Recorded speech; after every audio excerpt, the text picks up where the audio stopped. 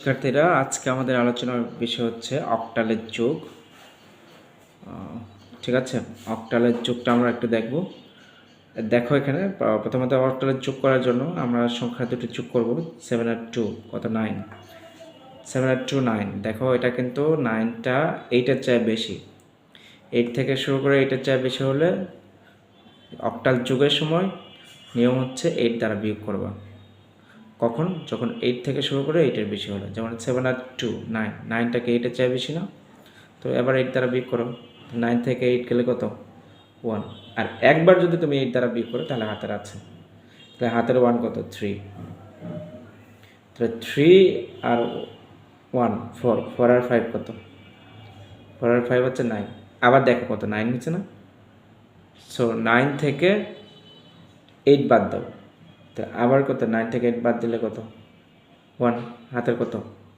তো একবার বাদ দিছে, হাতের কি থাকবে? 1 থাকবে। এটাই অ্যান্সার।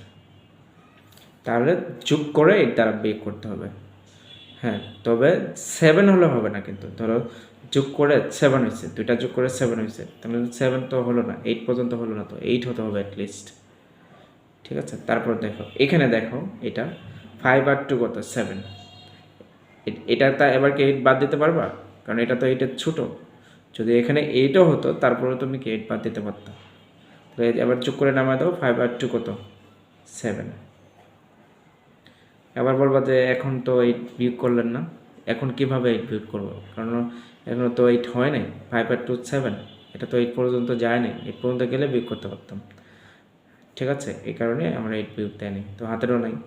তো 3 আর 2 কত? 5। তাহলে 5, এটা তো আর 8 পর্যন্ত যায় নাই, তাহলে 8 থেকে শুরু করে 8-এর উপরে গেছে, তো যায়, তাহলে 8 বিয়োগ করতে পারবো না। তাহলে এখানে কি বসাবো? 5। এটাই অ্যান্সার। তো এটা দেখো 3 আর 5 কত? 8। তাহলে 8 থেকে শুরু করে উপরে গেলে 8 বিয়োগ দেবো। তাহলে 3 আর 5 হচ্ছে 8। 8 থেকে আমরা কত বিয়োগ দেবো? 8। যেহেতু এটা অক্টাল, এই জন্য আমরা 8 বাদ দেবো। তো 8 বাদ দিলে কি থাকে? 0। হাতের কত? 1। তো হাতের 1 আর 3 কত? 4। 4 আর 5 কত? 9। দেখো 8-এর উপরে না? 8-এর উপরে হলে তুমি 8 দ্বারা বিয়োগ দেবা। তাহলে 9 থেকে 8 গেলে কত?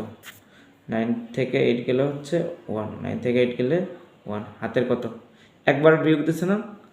8 একবার বিয়োগ না, তো হাতের 1 আছে, তো হাতের 1 এখানে মনে 1 আছে, তো উপরে কিছু নেই, তাহলে এই 1টা নেমে যাবে। তাহলে 1 1 0, এটাই আমাদের অ্যান্সার। তো এরপরে যেটা আছে এটা একটু দেখো। তো এটা দেখো অক্টাল আর একটা হেক্সাডেসিমাল। তোমাদের যেটা করতে হবে, এটাকে যেহেতু অক্টালের যুগ, এটা অক্টালই আছে, এই হেক্সাডেসিমাল থেকে অক্টালে পরিণত করতে হবে। যেমন ধরো এটা হেক্সাডেসিমাল, এটাকে আমরা অক্টালে ট্রান্সফার করলাম, দেখো এটা মিলে গেছে, এখন আমরা যোগ করতে পারবো। তো যোগটা আগের মতো করে করবো। এই হচ্ছে তোমার অক্টালের যোগ ছিল। তো আমরা একটু তাহলে তো হেক্সাডেসিমালের যোগ করব। ডেসিমেল। হেক্সাডেসিমেলটা অনেকটাই হলো তোমার ইয়ের মতো, অক্টালের মতো। ওখানে যেমন যোগ করার পরে 8-এর বেশি হলে 8 দিয়ে বিয়োগ দিছে, আবার 16-এর বেশি হলে, যেহেতু হেক্সা 16-এর বেশি হলে 16 বিয়োগ দিবা। যেমন ধরো 5 5 আর 9 14। এটা কি 16-এর বেশি? 16 অথবা 16-এর সমান অথবা বেশি না, তাহলে 14 যোগ করে নামায় দেবা। 14 কি লেখে, তো এটা তো বিয়োগ যেহেতু দেয় নাই, হাতেরও নাই। তাহলে এবার দেখো এ আর 2 কত? এ আর 2 হচ্ছে 12। এ মানে 10, 2 মানে 2, তাহলে 12। আচ্ছা 2 কত? 14। সরি, 10 আর 2 কত? 12। 12কে কি লেখে? সি লেখে, এটাই আনসার। আচ্ছা এবার দেখো এ আর ডি। এ মানে কত? 10, আর ডি মানে 13। 10 আর 13 23। তাহলে দেখো তো 16-এর বেশি না? 16-এর বেশি হলে অক্টালেও যেমন 8 দ্বারা বিয়োগ করছে, এখানে হেক্সাডেসিমাল হওয়ার কারণে 16 দ্বারা বিয়োগ করবো। তো 23 থেকে 16 গেলে কত?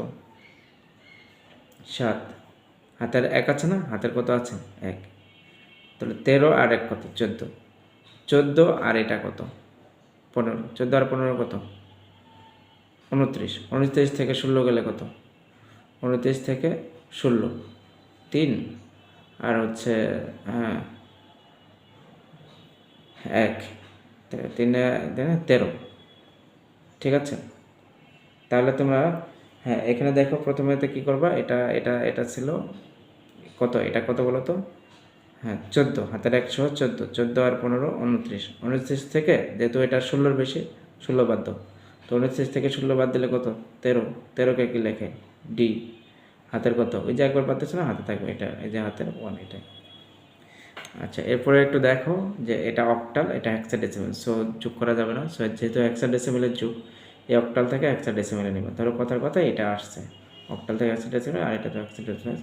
এভাবে আগেরটার মতোই কী করে দেবা? যোগ করে দেবা। ঠিক আছে, এই হচ্ছে ভিডিও।